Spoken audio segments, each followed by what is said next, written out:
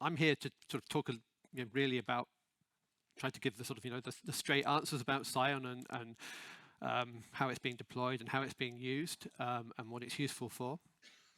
I'm going to try and work off 2 different presentations here,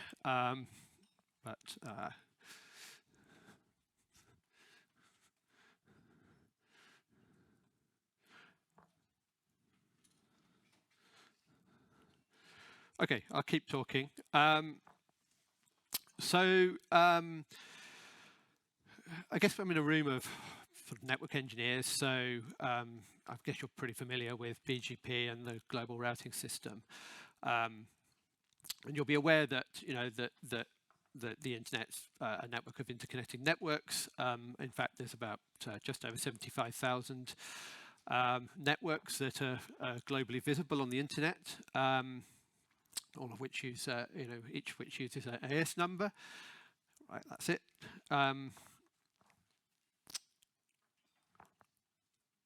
no, it's gone. It was there.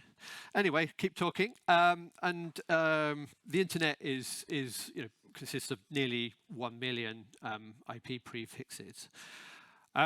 So this means there's a lot of complexity in the internet, and it also means there's a lot of possible paths that can be taken to send traffic across the internet. So I have got the CADA diagram up there, the infamous CADA map, which tries to sort of show a map of the internet. Oh, there we go.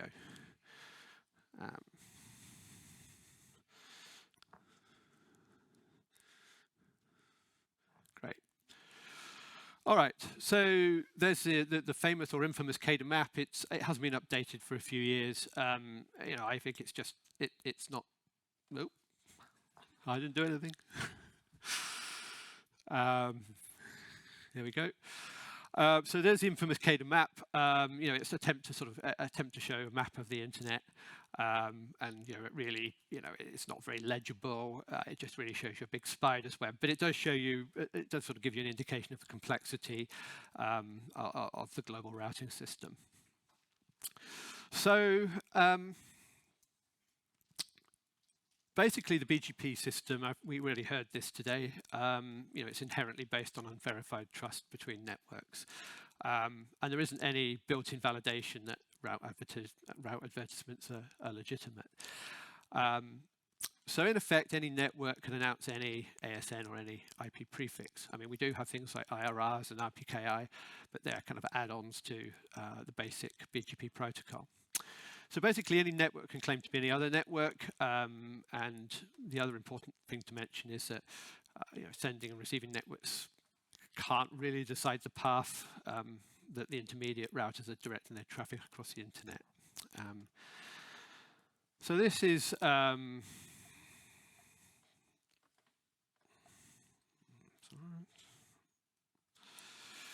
so this causes several problems, which we'd be aware of, I'm sure. First one is route leaks. So these are sort of accidental, but sometimes malicious redirection of traffic across an unintended path. And that results in traffic being delayed or never delivered. Sometimes it can essentially cause a denial of service attack on smaller intermediate networks. And it can also be used for things like man-in-the-middle attacks and traffic inspection. So there's been a number of sort of infamous incidents.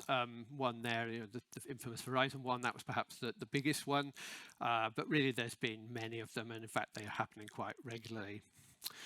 Then you've got the route or prefix hijacking. So this is where it's a network operator or an attacker is basically impersonating another network operator by falsely announcing ownership of prefixes or AS numbers. And this essentially will reroute the traffic. Sometimes it gets black holed, sometimes it's forwarded to the wrong destination, and it's often used for censorship reasons. It's been used for denial of service attacks, and of course there were the again the infamous cryptocurrency hijacks.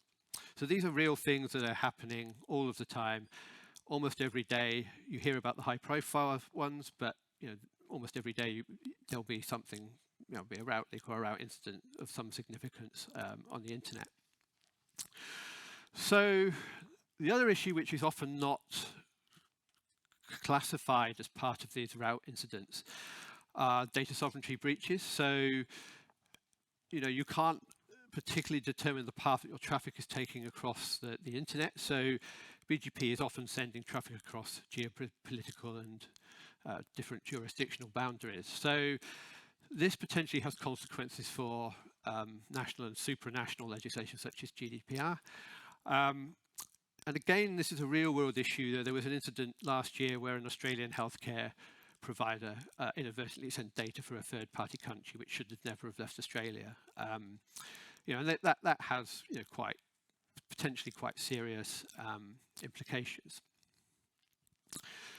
So again, this is sort of an illustration of where data could potentially travel, and again, the fact that for certain applications, or in fact many applications where personal information is involved, this can make regulatory compliance quite complex. So how is this being addressed? Well, of course, there's the old-fashioned IRR way of doing things. I don't think we need to cover that. We heard about some of the issues. Of course, you've got RPKI and ROV, which is very much encouraged. I would definitely encourage networks to implement this.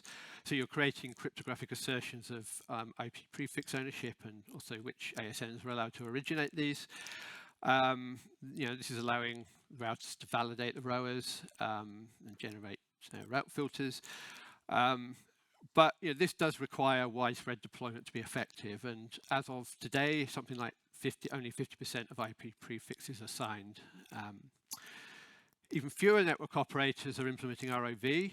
Fortunately, some of the larger ones are starting to do this, but you've got this sort of issue of RPKI being implemented, but then actually not a lot is being validated against this.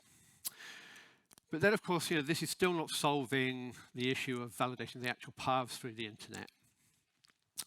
So BGP was one of these attempts in the IETF, or an attempt, or a very valid attempt to actually provide, extend the RPKI concept in order to provide cryptographic assertions that every router en route to a destination is actually authorized to advertise that route.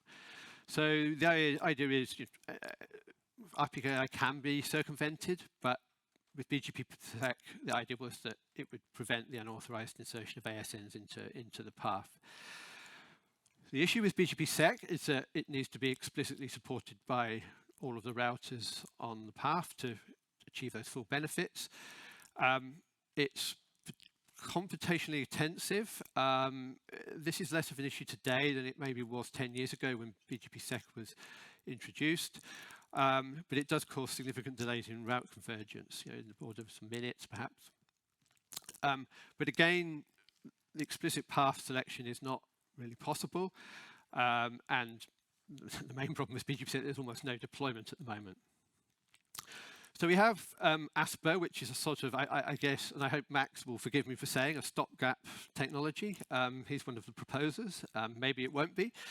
But it's very similar to ROAs, but it will allow ASNs to authorize which other ASNs are able to carry their traffic on the internet. And this works out of band, so it doesn't need to be deployed on all the routers. So it's sort of a nice, solution to some of the problems that we see. It's sort of a try to sort of solve the operational issues with deploying this. But again, it's still got the issues of not necessarily able to follow validated paths. So this now brings us to SCION. And I realise actually you've been looking at the wrong slide. That's sort of the problem with having two presentations. So anyway, these are all up on the website. So this brings us to SCION. So SCION is this basically a inter-domain path-aware architecture that you can overlay onto the internet. And it provides inter-domain multi-path routing. One of the advantages it does provide fast path failover. But actually, its main advantage is actually the path control. So source endpoints can actually select the AS path across the internet. So the paths are authenticated at the discovery, and they're also verified at forwarding. So there is a higher assurance that the packets will follow a certain path across the internet. And the idea behind this is really to provide some protection against hijacking, but also you can control the geofencing issues as well. So how does it work? So it's based around the concept of what we call isolation domains. We realize in hindsight that this is not a good term. It should be something like trust domains, but this term was introduced many years ago, and it's kind of stuck, and it would be difficult to change it in all of the documentation. So the isolation domains are logical groupings of ASs that actually share a uniform trust environment. And each ISD is administered by one or more ASs via what we call a voting mechanism. So these are known as the core ASs, and they form the sort of administrative trust policy of the ISD. And every ISD has its own trust root, which is specified as something called a trust root configuration. This is really a collection of X509 certificates which have additional ISD information. And this is negotiated by the ISD core according to its own trust policy. So it's not reliant on third-party CAs. And this is initially set up with a key signing ceremony that ASs get together. It doesn't have to be physically, sometimes it is, but it can be done virtually as well. And then the idea is that the CAs in the ISD only create certificates for the ASs within that ISD, and that is essentially the trust basis for SCION. So how it works in a nutshell, there's sort of three main components. You have the control plane, which is the mechanism that discovers all the valid interdomain paths. It then goes out and constructs and disseminate those path segments to each of the ASs in the ISD. And it's based on a SCION packet, which can be encapsulated in IP, but it's based on an ISD AS tuple as a locator, and then you append the IP address with behind that. That actually doesn't have to be a real IP address, so you can use internal, private IP addresses, but you can use public addresses as well, as I'm sure the RPKI will be pleased to know. For the intra-AF communication, you just use the normal interior routing protocols, so you can reuse all of the existing equipment. The authentication is done by a PKI mechanism, so all of these segments are authenticated or verified, and the data plane is doing the forwarding, so that's combining the path segments into the end-to-end paths and advertising those. So these are then forwarded across the data plane, which is agnostic of the end host address. Right. Now, this is not going forward. Is it possible to move to the next slide?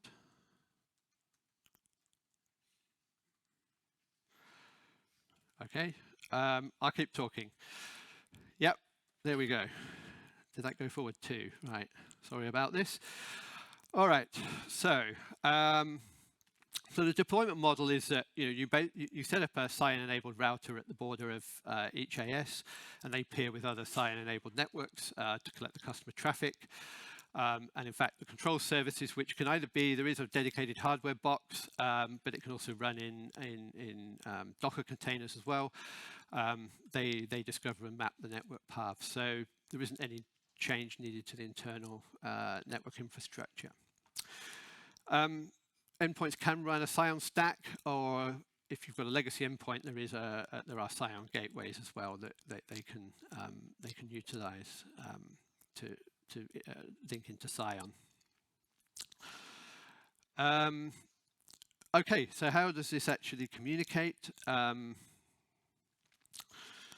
The control plane uses something called beaconing. So you have these path segment construction beacons that are used to build the path segments. These are sent between the core ASs, and they're also sent between the different isolation domains as well. But you can choose, each ISD can choose whether to communicate with another ISD. So that depends on your ISD policy. So whilst they'll communicate internally within the ISD, connecting to other ISDs, that's really down to your policy. Right. So there's control services. There are, forget about the name server, that's a sort of experimental thing, but there's basically the control services, there's three main services. There's a beacon server, which is generating, receiving and propagating the PCBs.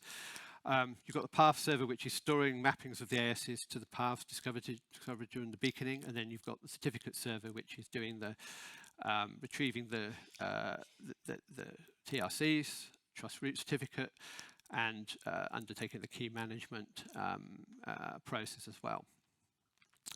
So the SCION routers can be relatively simple.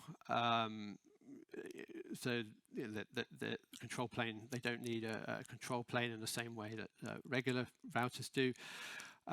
So they can be sort of simpler and cheaper, and relatively easier to install on a SCION network. Okay, so as I said, some of the benefits are path authorization, which I already mentioned. That's already built into SCION. There's a couple of extensions that are being worked on. One is proof of forwarding. That's probably sort of kind of experimental at the moment. And there's also an intra-AS SCION trust protocol, which is being currently worked on. Okay, so one of the slides that's missing from here, which is on here. So another sort of benefit is that really one of the disadvantages of BGP is it selects, or generally selects, routes based on what you call lowest cost, regardless of whether these are in practice the most optimal routes or whether they meet particular requirements. So one of the real positive benefits of SCION is that it actually could discover it will discover multiple paths, and actually endpoints can select amongst these paths based on a number of parameters. One which can be geolocation, but you can also run over multiple paths as well. So you can select more than one path and send your traffic across those simultaneously. So it's pretty flexible in its sort of multi-path discovery, and also fail over and fail back as well. All right, so that is the theory, and in practice, who is running this? So this is used in the real world. It's actually being used by the secure Swiss finance network, and this is the Swiss interbanking network that handles money transfers between banks and other real-time financial services. So it's really critical for them that they have very strong governance of who's connecting, where their data is going, and actually performance and failover is also really important, obviously for financial transactions. Just going back to sort of route incidents, there was a very large financial provider of a credit provider that had some issues. It wasn't a hacking incident. It was just an administrative error. Their routes got dropped, and they were essentially dropped for a day. And this probably ran into millions, if not billions, of lost revenue. So, this is a real issue for financial institutions. It's also used by the Swiss healthcare network. So there's a network that interconnects hospitals and doctors. So obviously this is where the data is going, and data security is really important in the healthcare sector. There's an education network called SCIERA. This primarily connecting Swiss institutes, but it actually is using SCION as a backbone. It has connections up in the Netherlands. There's some in Korea and Singapore, I think in the US as well. And at the moment, the Swiss Association of Power Companies is looking to implement SCION to connect their power utilities.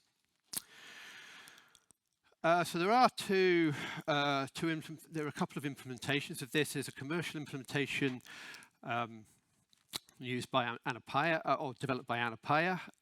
So that's actually being used by the Swiss Financial Network. I think actually the Swiss Healthcare Network as well. They're selling some different boxes that you can use for this. But there is also an open source implementation which is maintained by the SCION Association.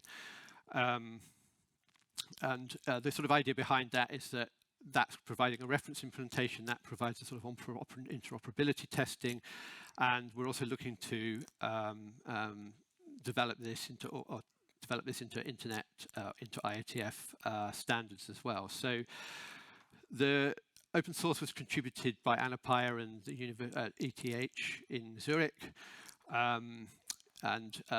So that's also been picked up by some other implementers and being adopted into some other products. There's probably nothing particularly production available at the moment, but that's coming. Right, so I mentioned the IETF. So this is going through the IETF at the moment because obviously standardization is important for interoperability and to encourage other implementations. So really we're going through and documenting the components and the functionality through at the moment, primarily the Panergy group. Okay, technically I know this is the IRTF, not the IETF, but it does meet at the IETF. So just for the pedants out there, but so there's about 5 drafts. There's 5 drafts out there at the moment that are being worked on, and the aim is to submit these towards an RFC later this year. And we have something called the SCION Association. So this really is it's a not-for-profit that was established. Well, it was really last year. It was technically established in 2022. But this is there to support the open source implementation, undertake the standardization work with the IETF, but also really to go out and talk about SCION and build the community around SCION. So there are quite a lot of SCION users out there in different places. And what we're going out is really trying to find out who's using this and what the use cases are.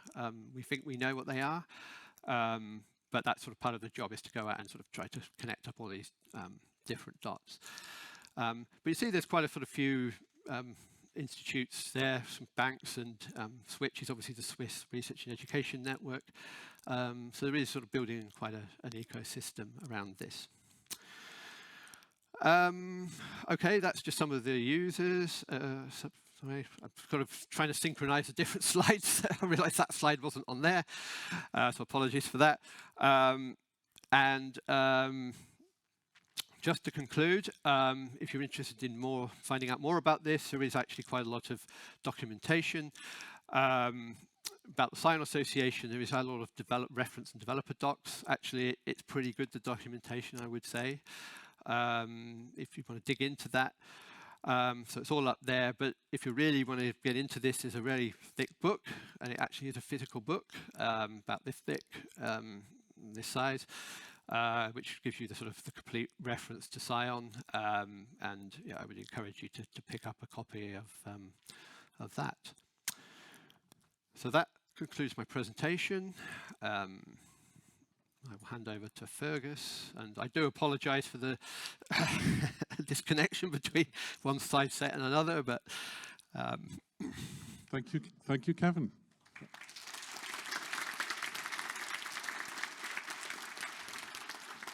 So, do we have any questions? Lasse. Hello, I'm Lasse from Telia. I saw you mentioning the current users of SCION. And would you say that SCION is primarily meant for closed user groups? I wouldn't say it's primarily for closed user groups. I think that's been its initial use case. Certainly, it's for those user groups that really need higher assurances of data governance and web and geofencing. I mean, that's not the only advantages of this. But all of these issues of path security and path direction, shall we say, have been well understood for many years. I mean, BGP is an attempt to, BGPSEC is an attempt to sort of address that, and then ASPA is a sort of another attempt. But these are all attempts that, they don't particularly provide solutions today, and SCION does offer that solution, and I think, that's why it's been picked up by, particularly the finance network and the healthcare, where they have very specific and strong requirements for data governance. But you're talking about BGP, so is this for the internet at large? Yes, it can be. So obviously, it requires specific routers, it requires specific control services, and you need to build this on top of your existing internet. It would suffer the same issue as BGPSEC if you had to deploy it to the whole of the internet, but it does provide a solution for, specific groups of users that require this, have these problems that they need to solve. We have time for one very, very quick question, because otherwise everyone's going to be hungry and looking for you.